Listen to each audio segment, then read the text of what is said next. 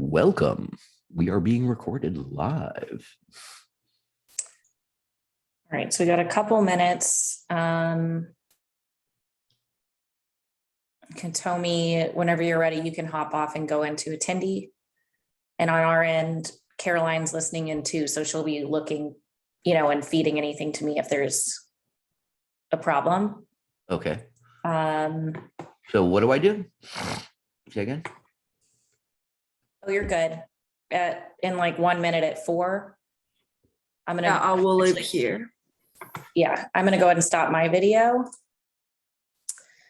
And then, bye, Hitomi. Hi. Hello. And then. Who's RICOH Theta? That's you? That's me. Kellen? Yeah. Okay. Where's Ari? I don't know. She didn't come to I think she's just going to join as an attendee, and I'll keep an eye on the chat. Okay. For any questions that come in, and I'll either ask them out loud or chat them to you. Okay. Ari is good person for me to kind of like imagine I'm talking to, because she, we've been talking about this stuff and she knows she's a good example level person of whom we're targeting here. Yep. If that makes sense. All right. And Get so as soon as I hit live, like people should start filtering in, right? All right. I have a hat-free event. See how that works. All right, Sam, you ready? I'm going to hit live. So fluff your hair. So hold on. Let me get my F ready. Okay. I'm going to just tell Caroline about to. All I can see now is the this slide. So Okay. I can't even see. 3, 2, 1. Boom.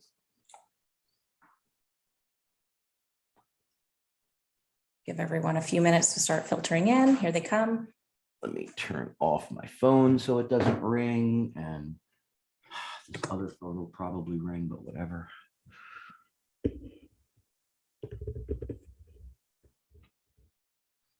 See me?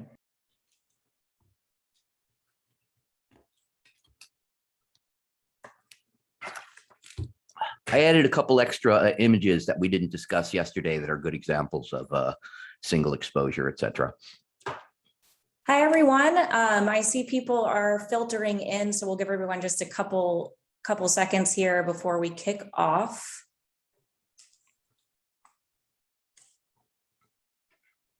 Welcome, everybody. Seems like we've got a good amount. So everyone, thank you so much for joining us for this live workshop with 360-degree expert Sam Rohn.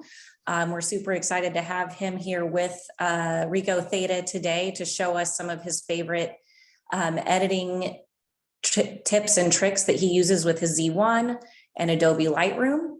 So I am going to pass the torch over to him to give us a quick introduction on his workflow, and then we'll move into some specifics. Take it away, Sam. Boom. Hey, everybody. Oh, I forgot to share my screen. Hey, everybody. Welcome to our webinar. I'm Sam Rohn. Many of you know me. Today, we're going to be reviewing using the RICOH Theta Z1 camera with Adobe Lightroom. Many of you may be familiar with the Z1 camera, but for those of you who are not, it is a compact 360-degree camera that produces excellent quality RAW files, which are not quite up to the resolution of a DSLR, but the color and dynamic range of the images is very, very impressive in single exposure or in HDR, high dynamic range bracketed files, which the camera is also capable of producing. We're going to be editing a few different selections of these in Adobe Lightroom, walking you through some of my favorite tips and tricks. Behind me here, you can see this is a result of a single DNG I shot in Japan back in 2019. And that is basically the summary of what we're going to be doing today. Kellen, where do we go next? Onto my screen. So I share my screen. 1 second, please. Hello, Peter from Germany. Share screen. Doodly-dee, boom. And here we are. Okay. Whoops. 1 second. Sorry, guys. Just give me 1 second, please. Oops.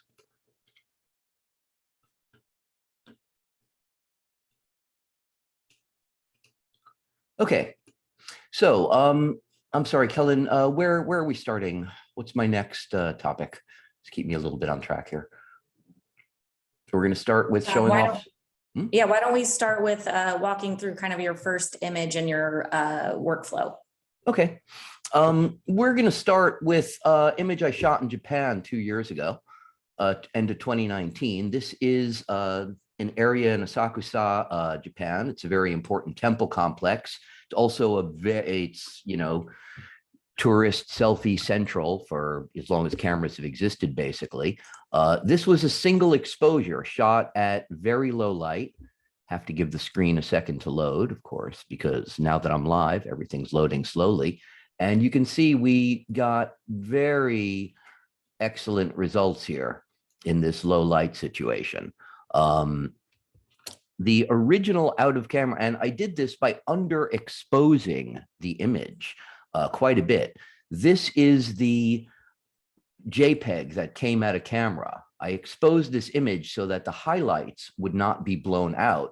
And I did not worry so much about the shadow areas, as I know that I can recover easily, you know, 2 to 3 stops without too much noise from a single exposure DNG. We can get more from an HDR DNG, which we'll look at later. So again, this is the JPEG that came out of the camera. This is the, whoops, this is the final result from the DNG, where we can see, if we want to put these side by side, we can see just, you know, how much we can get back from the dark areas here. Again, with the DNG, we can also correct white balance as needed, et cetera, et cetera. So to create this image, right, like I said, I shot a DNG file. The camera also produces a JPEG preview, but it will also give me, whoops. And of course, I just hit the wrong button in Lightroom. Here we go. This is the DNG after a bit of processing. Let me just take it back to its beginning and make a snapshot of the current state and then bring it back to the import state. This is what the DNG file looks like out of camera. And I'm going to just go back to the last setting where you can see, let me just get that out of my way. We can see some of the settings I have here, if anyone's curious. A little bit of sharpness. I basically set the white balance as, in this case, it got it right, but you can set the white balance as needed.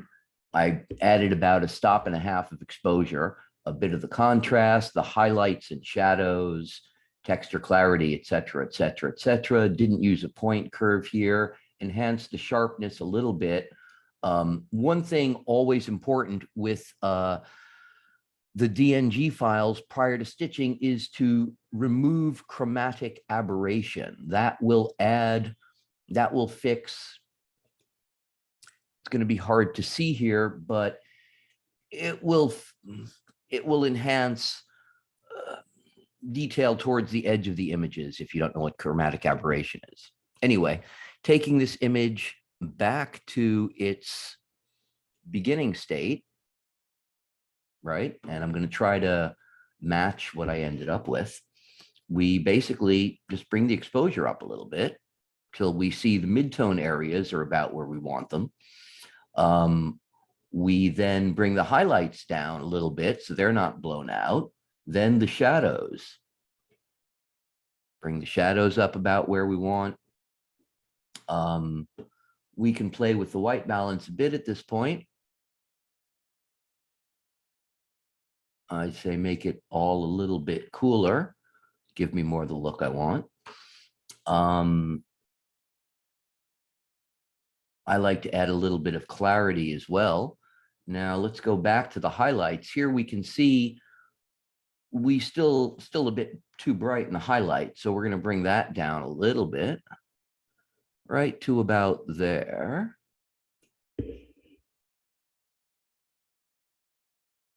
Play with the contrast till it looks the way we want.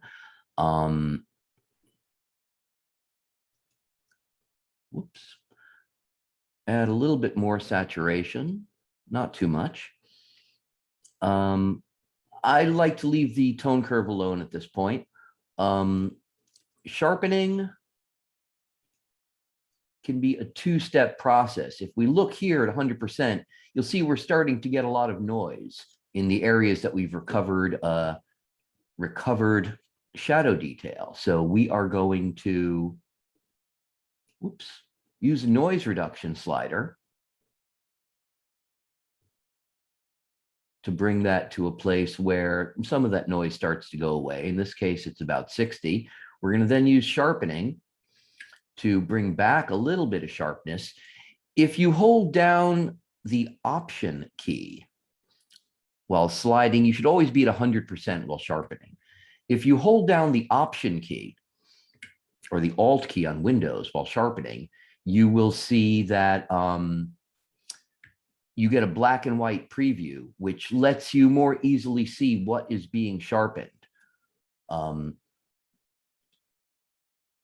don't want to overdo it. You don't want to underdo it. You can always add more sharpness and add more noise reduction in individual areas using the brush tools, which we'll get into later. So you generally want to just make it look good for the whole image here. Again, the Option key will help us see what we're doing here. Masking will prevent it from showing too much on areas where you don't want it to show. Chromatic aberration, I forgot to check that before, but this is a good example. You see here we have a light that has this red and blue kind of halo on it. And when I check the chromatic aberration box, right, that goes away. Chromatic aberration is a somewhat complex subject, but to make life easy, always check the chromatic aberration box on unstitched images. Never use the chromatic aberration checkbox on stitched equirectangulars. Chromatic aberration is a function of lens distortion, and it cannot be properly corrected in an equirectangular image. If you try to remove chromatic aberration in an equirectangular, you would introduce other artifacts that you don't want. There are other types of color fringing that we will fix in equirectangular when we get onto that stage.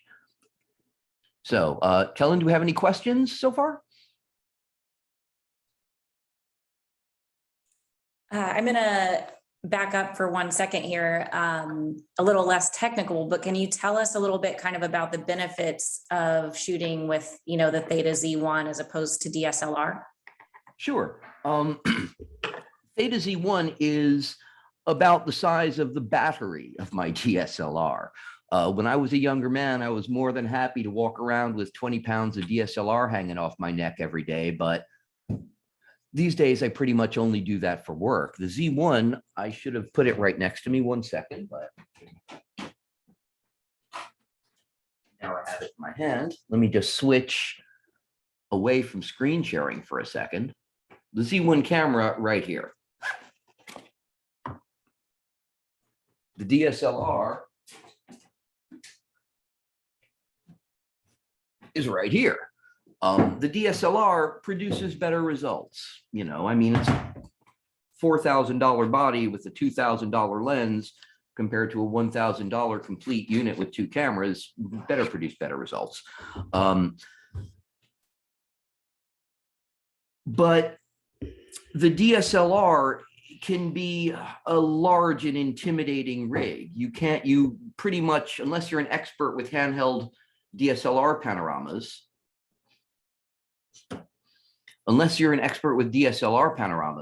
handheld DSLR panoramas, you really need a tripod and you really need a tripod and panorama head to get a good result with this sort of camera. With the Z1, you need selfie stick size tripod, which is much more practical to carry around with you, most days. And for many situations, if I was shooting a historical museum architecture where I needed tremendous detail, or a historical church where I need to zoom on the paintings all the way up in the ceiling, you'll get more resolution with the DSLR. But for shooting tours of apartments, of shops, doctors' offices, hospitals, this kind of thing, I really think the Z1 is sufficient for most uses. Does that answer the question? I'm seeing more questions, so hit me with more questions. So, yeah, we have a couple coming in. Can you also explain the difference when you shoot single Dng and DFE in the shooting setting? Yeah. Single exposure, like the image that behind me that we're playing with, this was a dynamic scene. I'm outside, there are people walking around, and it's low light. The exposure there was a 20th of a second, which generally speaking, that's slower than you want to shoot moving people. Shooting in a bracketed panorama in that kind of dynamic situation where people are moving and the light is changing and cars are moving, et cetera, you will probably get a lot of artifacts. So a single exposure is probably better. You could shoot both and mix them together, blah, blah, blah. But generally speaking, you should use bracketing and HDR when you're in a static scene, meaning you have as little movement as possible. Trees blowing, the leaves, they get crazy in bracketing because they're not maintaining position. Moving people, moving trees, moving automobiles, flashing lights, anything like that, you should probably avoid HDR if you're shooting that kind of situation. And in that case, you would shoot a single exposure. If you're shooting indoors and you have bright windows outside, that's where you really want HDR, because that will let you get the full detail of a room. And we're going to be demonstrating that in a little bit with the darkest corners and the bright lights and the view out the windows all in one scene. That answer questions? I believe so.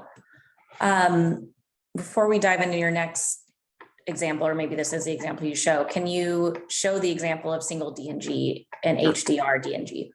Sure. This is a single, I'm sorry, I got a screen share.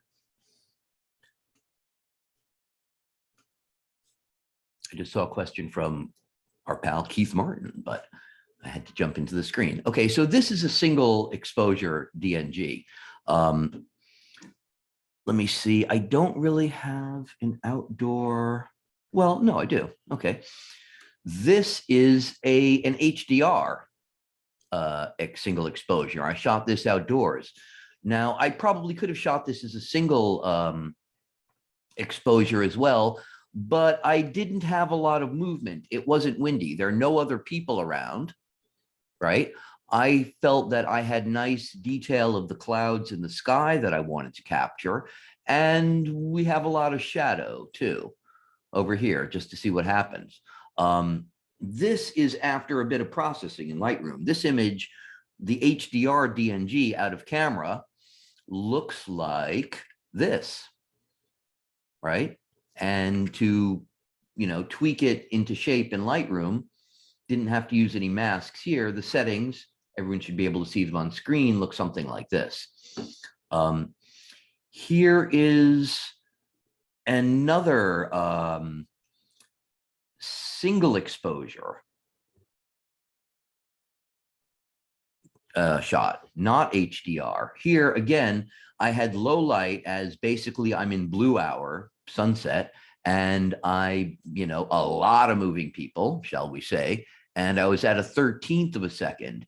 If I had used bracketing, HDR in this scene, I would have had a lot of ghosted people and weird artifacts. Here you can see I get motion blur because people are moving, but this is less unpleasant for the eyes, shall we say.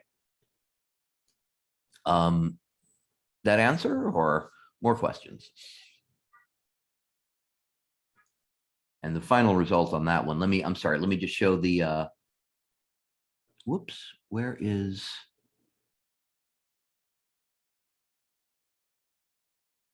oh, and the final result on that one is this.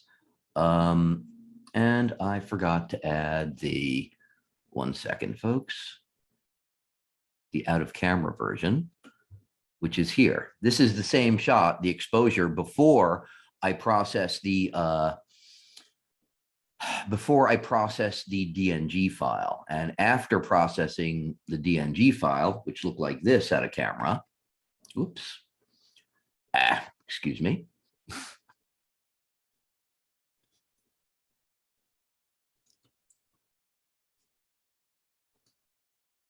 DNG file out of camera looks like this, right? And by applying these settings over here, we're going to get back to this image a little later, but I get this result, which I then stitch and add some more settings. Again, we can see over here, we're going to be dealing with this more in depth later.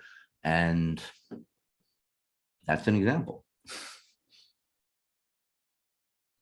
More question?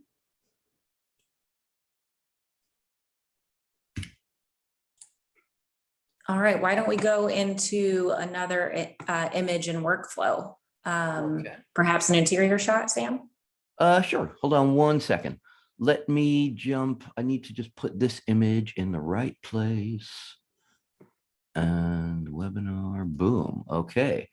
So, all right. We're going to move now to, we want to see a single, no, we're going to move to an HDR interior. Let's go with this one. And again, I'm sorry, 1 second, I'm not fully prepared here. Let me just get this other image out of the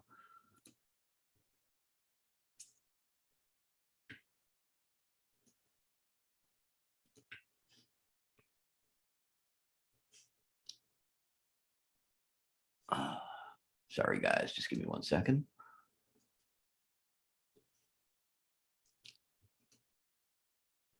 Thought I was prepared, but all right. So here we have an interior panorama. All right, this is the final stitched equirectangular result. Whoops. Let me share the screen. Boom. Okay.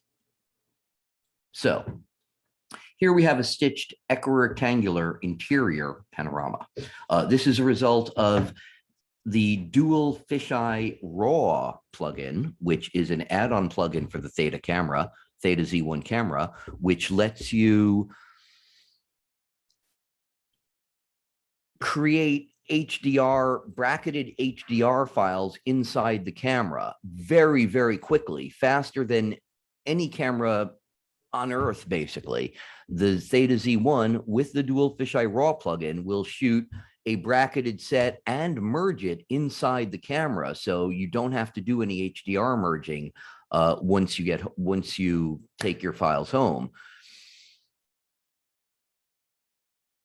This is a process not completely final file. Here we have the Hdr Dng file, and I'm going to show you that. Whoops. File. This is after a bit of Lightroom, and before out of camera, it looks like this. I'm also going to show you the single exposure version, so we can see the difference between a single exposure and the HDR version in terms of what we can recover. So first, we're going to work on the, I'm going to show you a few tricks with the single exposure, and then we're going to move to the HDR. And my screen is being shared. Very good. So single exposure, we're going to just show the out of camera, we have this, and we're going to zero all the settings just for fun. Single exposure. So we want to bring the highlights up a little. We want to bring the exposure up a little bit. Want to bring the highlights down, bring up the shadows, and maybe fix the white balance a little. Make it a little bluer, give it a little bit of clarity. Now the window, here we can see that the window is overexposed. This is going to happen pretty much in every interior shot where you have bright windows. How much it happens depends on which way the window's facing, which way the sun is facing, how bright the room is, what time of day it is, et cetera, et cetera. But the way you would normally deal with this is you would take a brush, masking tool. We're just going to use the most simple version right now. We're going to,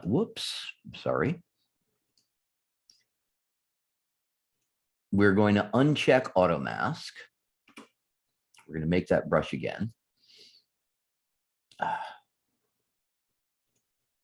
We're going to uncheck auto mask. We're going to make sure we're in color overlay mode. And this is just a very basic sloppy mask there. We're going to hide the mask.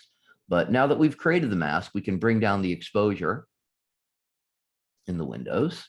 We can, let's zoom in on that so we can see what we're doing. All right. We can bring down the exposure. We can, bring down the highlights a little bit. We can fix the mask area. All right, this is again, not perfect, neat. This is just sloppy, quick and fast to demonstrate the technique. Enhance the shadows a little bit. It's a good idea to adjust the white balance outside the room because it'll typically be different than inside the room. So here I'm going to warm it up a little bit until the colors look right. Now, again, this is kind of sloppy. If we look at the mask, we hit the O key to hide and show the mask, right? We can fix it up a little bit. But again, I'm not trying to make it perfect here. This is just to demonstrate, quick masking on a single exposure. And we're going to show it with a HDR version in a moment. Hide the mask. Maybe give it a little bit of saturation. That is not, perfect. I can do a better job on this room, but, just for the sake of demonstration. Okay, so we're going to move to the HDR version of this, which is a merged bracketed file, which comes right out of the Z1 camera using the dual fisheye raw plugin. The Theta Z1 in its most recent firmware has built-in HDR modes that can produce an Hdr Dng file directly out of the camera.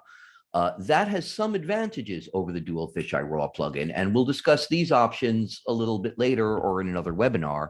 But for now, we're working with the dual fisheye raw plugin because, in my opinion, it produces the best results.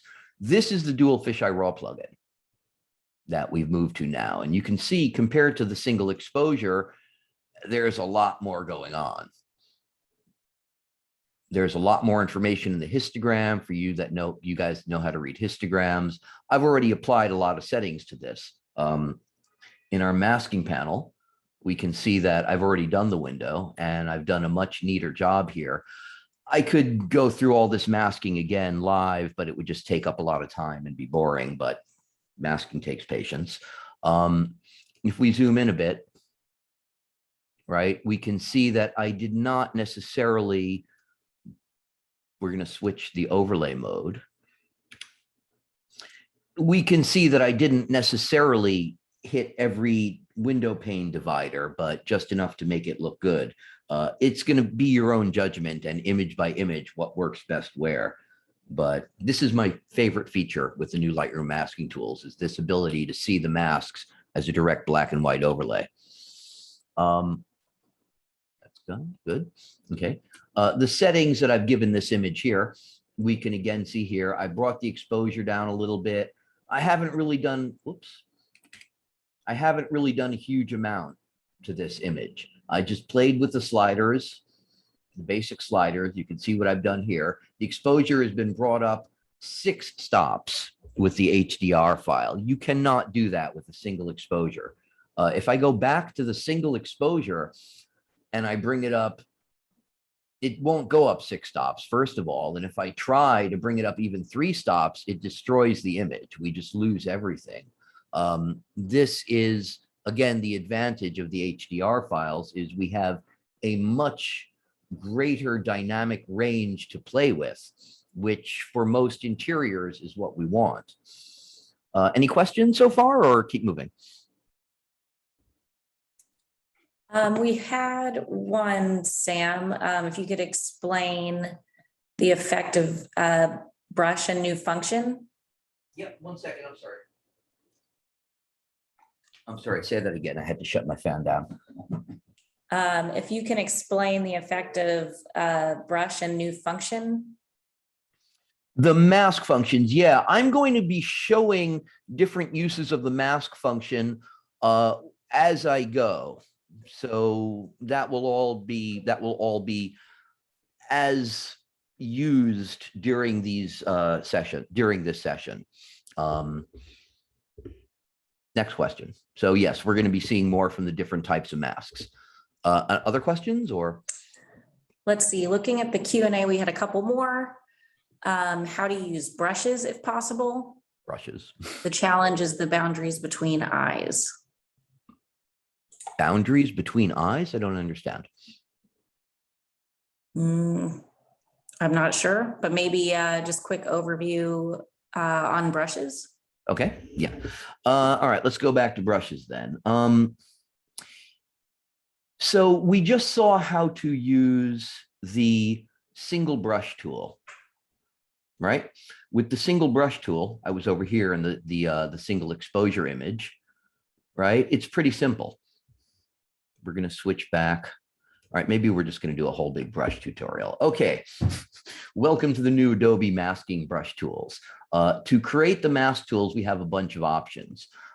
We have a new masking panel, which, as everyone can see here, can be broken out of the main area or put back into the main area. I like to keep it in the main area myself, although we have a lot of scrolling to do. We have several new types of masks that we can play with. We have select subject, which is not that applicable to 360, so don't worry so much about that one. We have select sky, which we will use in equirectangular, but it doesn't work very well in the dual fisheye images because the sky isn't what it expects to see. We have brush, linear gradient, radial gradient, color range, luminance range, depth range, but we're going to start with, let's deal with this window with a couple of different ways with the brush. And let's do it in the HDR image just for fun. Okay, we're going to make a snapshot of that previous state. We're going to go back to the existing mask panel here. We're going to turn it off. This is what it looks like without the mask. And I'm going to make a new brush tool to deal with that. So brush tool, really quick. We have a few options. We have show overlay. So I'm going to start the brush tool here, right? And you can see it shows me that greenish area. That shows me the area the brush is affecting. The greenish color overlay can be changed to any color you like. I think red is the default, but I like green, so I keep it green. We can also show it or hide it with that show overlay checkbox, or the O, letter O like Oliver key, hides it, so we can see what we're doing behind it. We have several new options here, which are completely fantastic to show what the overlay is doing. White on black lets me see that I didn't get the whole area, right? So boom, now I can fix that. That's very handy. The O key will switch back, but unfortunately, it keeps me in the white on black mode. There's no way to cycle through these using a keyboard shortcut, which would be very handy, and I hope Adobe introduces very shortly. But back to the color overlay, we can see where we're painting. There's also an auto mask checkbox, right? The auto mask checkbox, let's just zoom in here a little bit. The auto mask checkbox will sometimes do a great job keeping your brush strokes where you want them and not overlapping, but not always. So try your luck. It really depends on the image. Sometimes it'll work perfectly. Sometimes it won't work at all. But, you know, here we've done a bit of masking with the auto tool, auto mask selected, generally did it okay. We're going to unselect it. And here we're just going to do it sloppy all around everything like that. If we look at the white on black mode, we can see, you know, more what's going on here. In this case, auto mask generally did an okay job. We're going to switch out of that and back to the color overlay mode and show the color overlay. We're going to zoom in. No, we're okay with that. We're going to switch to the eraser tool in the mask. Now you can do that either by clicking erase, right? Or if you hold down the Option or Alt key while you're using the brush, it turns into the eraser. You see it changes from a plus symbol. I don't know if everyone can see that. I moved the brush over the red door now. It changes from a plus symbol to a minus symbol when it's erasing by holding down the Option key. You can also change the size of the brush with a mouse wheel. Here I'm using a mouse wheel to make the brush or the eraser larger or smaller. And you can also change the feather radius, right? And you see there are two circles here, and the feather radius is the outer circle. And that shows how the brush drops off, basically. For what I'm doing now, I like to keep it about this. And I like to keep the feather on the eraser very small, because what we're going to be doing here, erasing the areas. I'm sorry, I forgot to mention we have auto mask selected with the eraser to help keep it in bounds. With the eraser, right, we can carve out what we want from the window and get a more precise mask. Depending on how many windows and how big the room and blah, blah, blah, blah, blah, this may be incredibly tedious, or it may take a few seconds. If we go back to the white on black preview, we can see that that's not bad. I missed a little bit around the edge, right? We can get that. That's usually some kind of artifact by the, whatchamacallit, auto selection.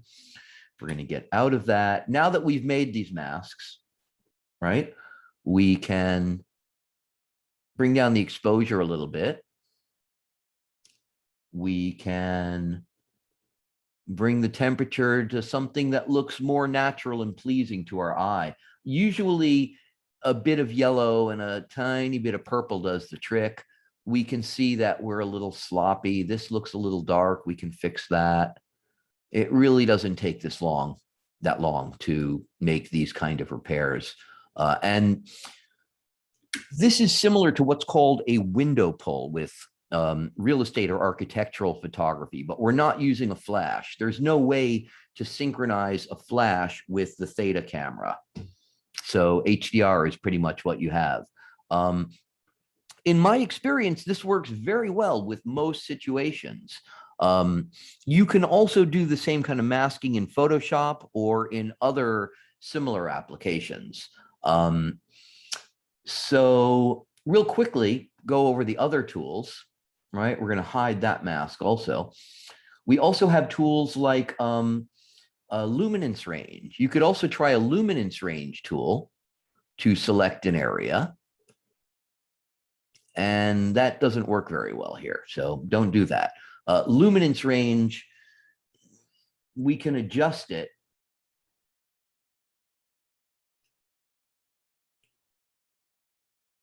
and see if we can get it to just take the windows, which, you know, as you can see, it's actually, let me change what I just said. You know, it's another thing I forgot to mention is that the new Lightroom tools are incredibly impressive improvements over the last version, because stuff that didn't work 2 months ago now works really well. This is a much better result than the old Luminance tool. But okay, so here we have selected the window with the Luminance tool. We have the option of adding to the mask here. If we add, if we subtract from the Luminance mask with a brush, we can get rid of the areas outside the window. So I'm going to reverse myself and say, hey, maybe this is a pretty groovy way to do these things moving forward. Okay, that was very impressive. It just gave me an excellent mask with almost no work at all with the brush. You're going to have to try see what works best. That does need a little retouching in there. So we're going to add a second brush, a plus brush, and we're going to use, whoops,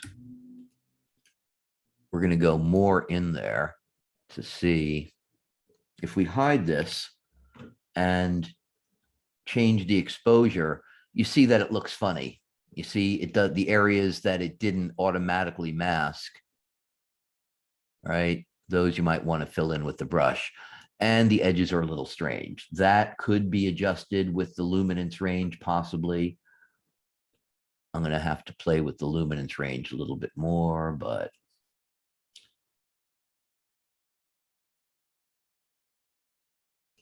that's a quick example of the luminance range brush.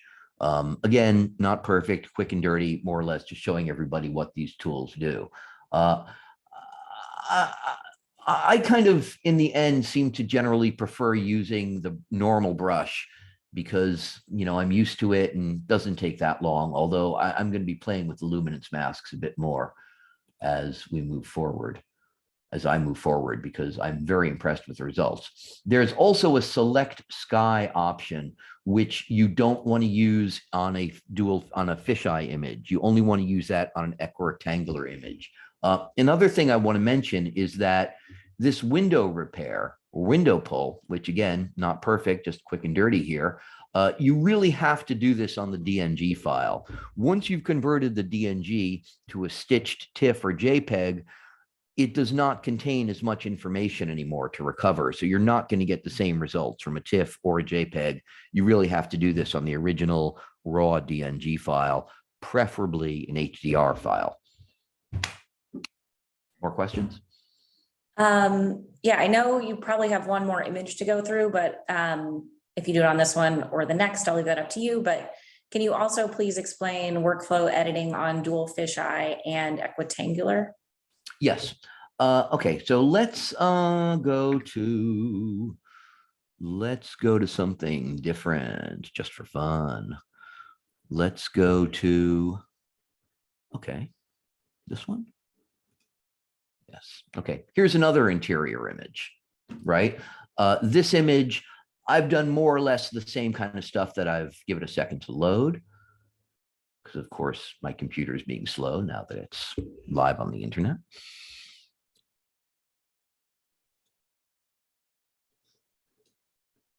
Give this a moment, please.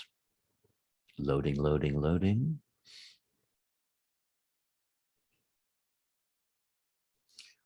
Anyway, here we have an image. We can see that I have, oh, come on. Okay. Need to give my drives a little kick and wake them up.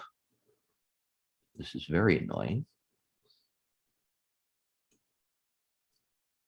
The drives fall asleep if I don't use them for too long, and here they've fallen asleep on me. There we go. Now the drives are awake. Quick plug for SoftRaid. Okay, so here I've already done some processing on this image. Out of camera, this is a dual fisheye raw image. Out of camera, it looks like this. This is what comes out of the camera. If we look at the histogram, we can see there's an awful lot of information in here. With basic settings, it looks like this. You can see the side of my screen there. I've given it a little bit of sharpening as well. When I'm sharpening images, when I'm sharpening images, I like to look at text. If you can find some books or something like that, that's a good thing to focus on while sharpening. So anyway, this is the image with no masks, no brushwork, just the basic sliders. If I move to the next phase where I've added some slider work with the brushes, this is again a little quick and dirty, blah, blah, blah.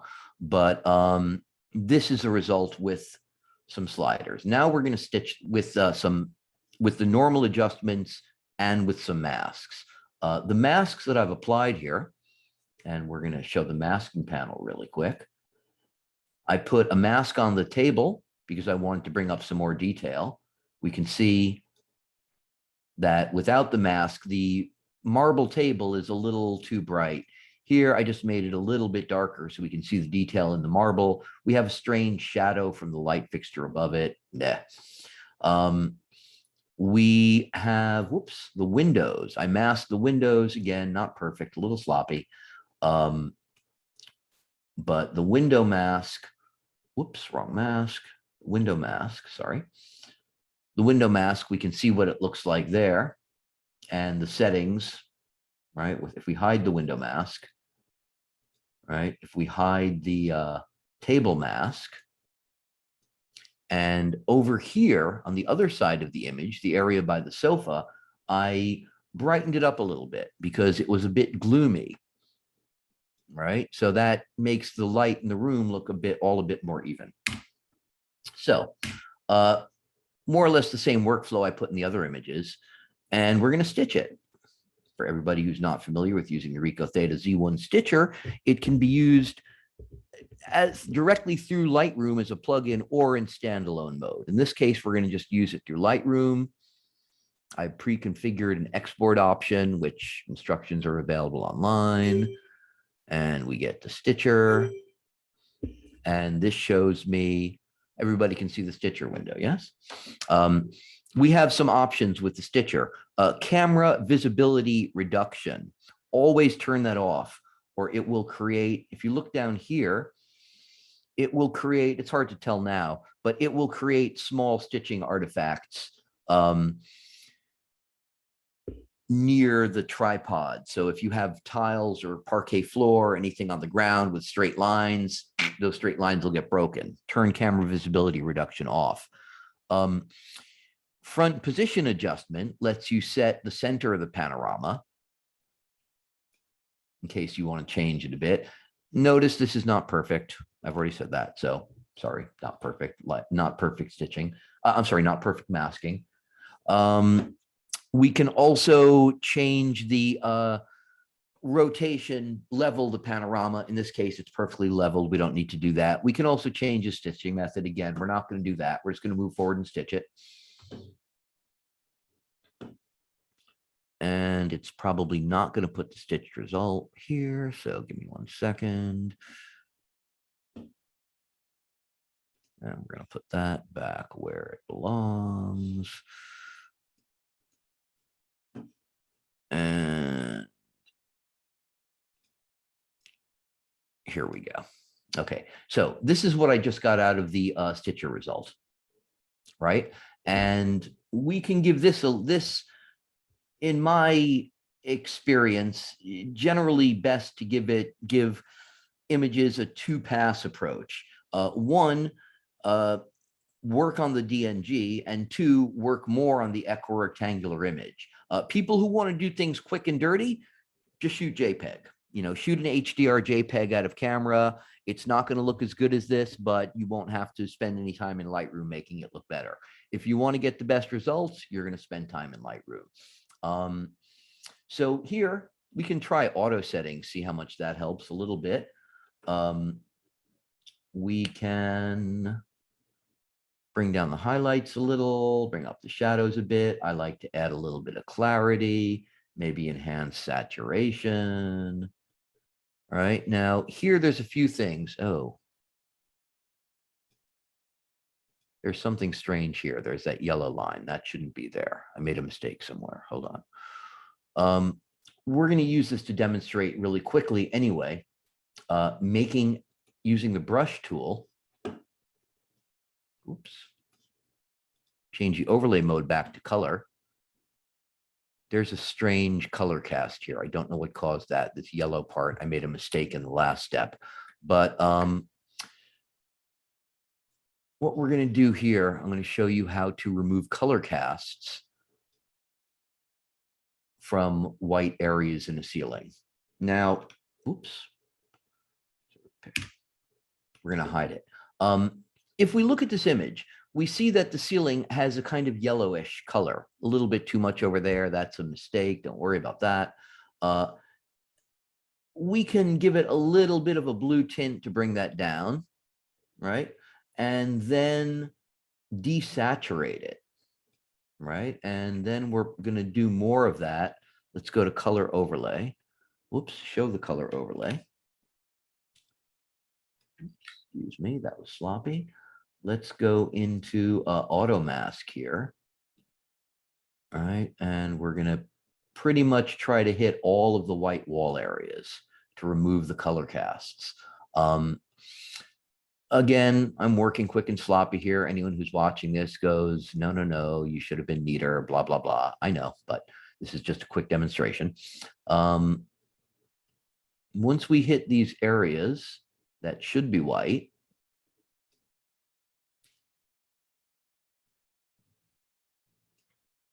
hide the mask, reduce the saturation, we start to get a much more pleasing image. This needs a lot of improvement in a lot of ways. My masking on the window was sloppy, so we have a bit of overlap there. But again, we can, clean that up a little bit in post. This area, also a little gloomy, right? So we're going to give this a second mask. 1 second, please. Someone just texted me. Oops, sorry. Go to create a new mask with the brush. Make sure that auto mask is unselected. This area here just looks a little gloomy. So we're just going to give it a brush. A little bit of brush work. Doesn't have to be too neat. Hide the brush. Let's bring up the exposure a little bit. All right. Let's bring up the shadows a little bit. All right. Looks a little yellow there. So why don't we just give it a little, bring the color temperature back in line with the rest of the room. We're also going to go to back to the main white mask and desaturate those a little bit more. Go back to, whoops, I was in the wrong mask there. No, this mask. Sam, I'm just going to give you a little warning on time. Once you wrap this up, we can roll into some Q&A. Okay, you can move right to Q&A. I mean, I can play with this, for another hour. So Q&A, please. Great. I'll dive into a couple of these, and any that we don't get to, we can follow up after the webinar.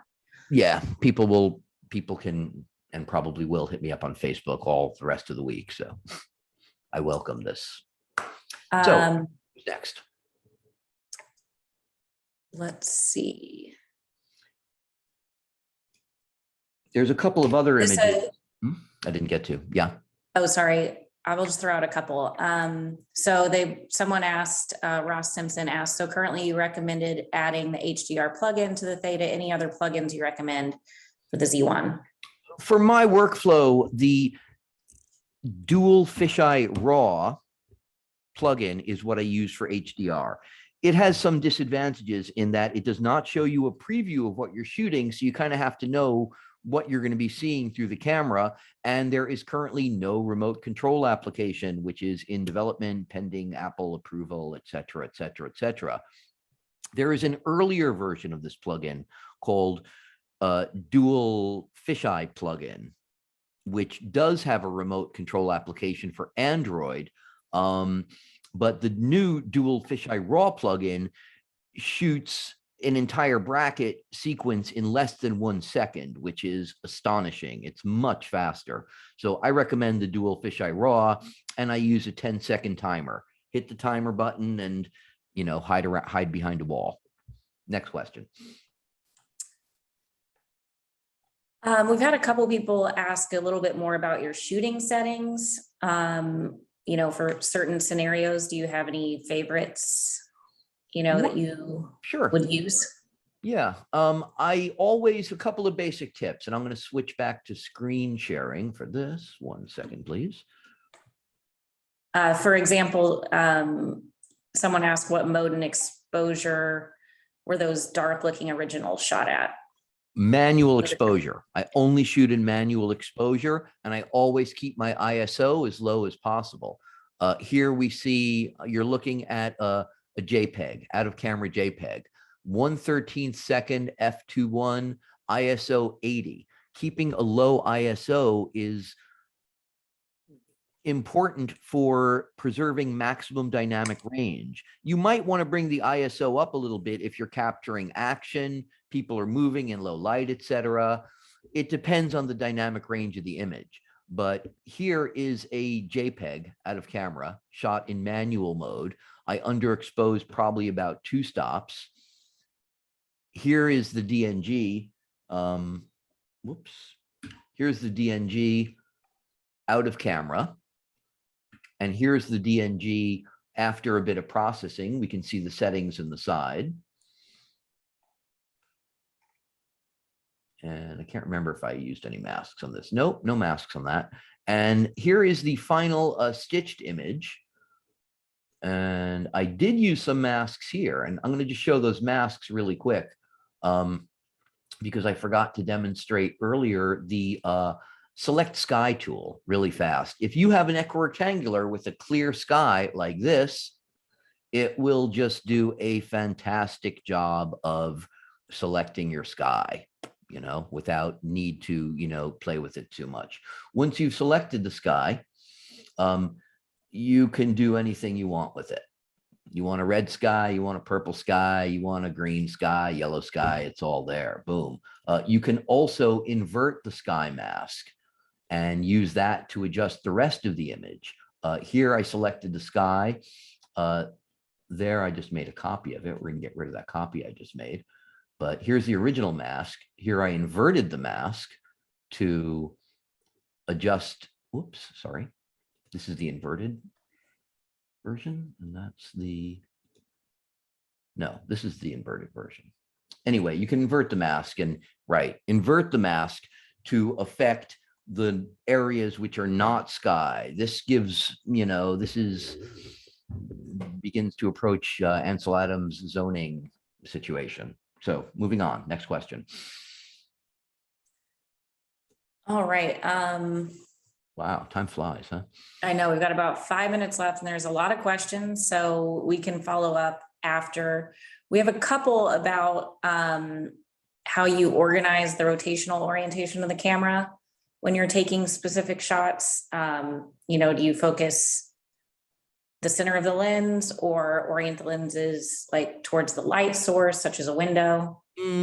I try to, there's a couple of things. The center of the lens is the sharpest part of the lens. So if I don't want important detail to be on a seam where the two images overlap, because that's a little bit softer, the very center of the lens is really the sharpest part. So I want to focus that on the most important part of the image. Light, sometimes if you have a bright light source shining directly into one side but not hitting the other, you can get strange flares, etc. This can be minimized by keeping your lenses perfectly clean at all times. But generally speaking, try to keep the center of the lens where you want the most detail. Try to avoid having important detail nearby, near and along seams.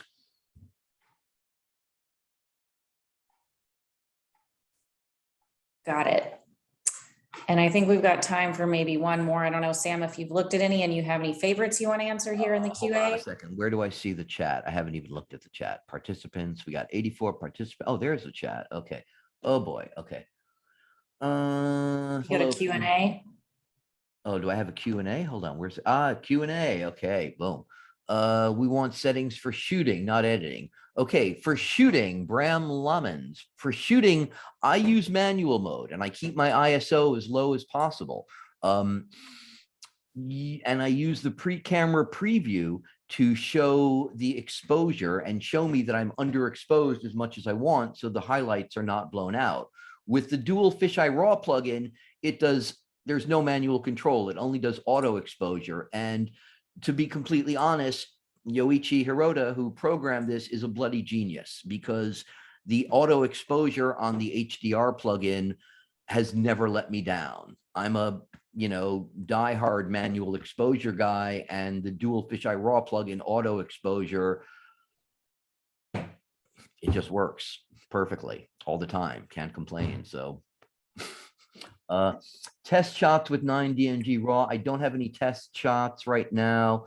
Batch shooting, how long it takes from to edit a pano. It can take anywhere from, 10 minutes to a couple of days, depending on the image, the mood. Supportive 360 in Lightroom. You cannot view interactive in 360 when you use brushes, when you need them. Are there any manual plugins? The dual fisheye raw plugin from Yoichi Hirota is the plugin I recommend.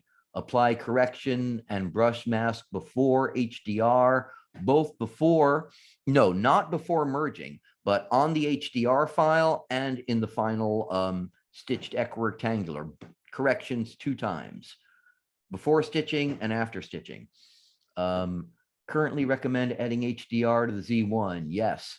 A simple way to trigger DFR Z1 iPhone with a Bluetooth trigger. No, not yet. Stay tuned. That's from Dan. Hani Dre from Riyadh. Sometimes need breaking to hide the photographer. People asking about hiding in the photo. With the 360 camera, I hide behind a wall. There's a plugin that lets you shoot one side and then the other, but I either squat down on the ground so I can Photoshop myself out on the ground. I'm very small and skinny, or I jump behind a wall. I'm also very quick. That's what I do. You could also shoot twice, moving yourself around and Photoshop yourself out of one of them. Brian, thank you. You're welcome. Peter, 20 more panoramas, Theta Stitcher, Adobe Lightroom had the problem. They don't stitch all panos. Batch stitching bug. You should report that to RICOH. I'm not sure exactly why. Shoot with the Z1 while it's charging. Yes, you can shoot with the Z1 while it's plugged in to a battery. Keep it running all day. Best way to get rid of the photographer when shooting panos outdoors. I lie down on the ground or squat down on the ground and then Photoshop myself out of the nadir. Any recommendations of alternative to Lightroom? You can use alternatives to Lightroom. You can use Affinity Photo. You can use Darktable. There are many. I like Lightroom. I like Nikon. You can use Canon. You can wear Nike. You can wear Adidas. They all do the same thing. When I use a DSLR, that's another question really, but basically when I'm on a job where the client wants DSLR results. Stitching with the official stitcher or PT GUI, both are good. Usually I use a stitcher because it's simpler. Anything else? Right. I think I got that was rapid fire Q&A, Sam. I think you got to most of them. Damn. I feel like I'm just getting started. Let's go another hour. Thank you, Sam, so much for your time and your tips, everyone, and thank you for attending. We will share a recording out of this webinar following this. So if you want to refer back, you're more than welcome to. And if you have any other questions, you can hit up Sam on Facebook and he will answer them for you. Ask me in my Facebook group, Panoramic Photographers on Facebook. Everyone knows the group. Better than PM. If you send me PMs, my PMs get too long and I never answer any of them. So ask in the group and that way everyone benefits from the answer. Thanks very much, everybody who made it. I'm really glad. And we'll be seeing you all again on the next one. Thanks, everyone. Boom.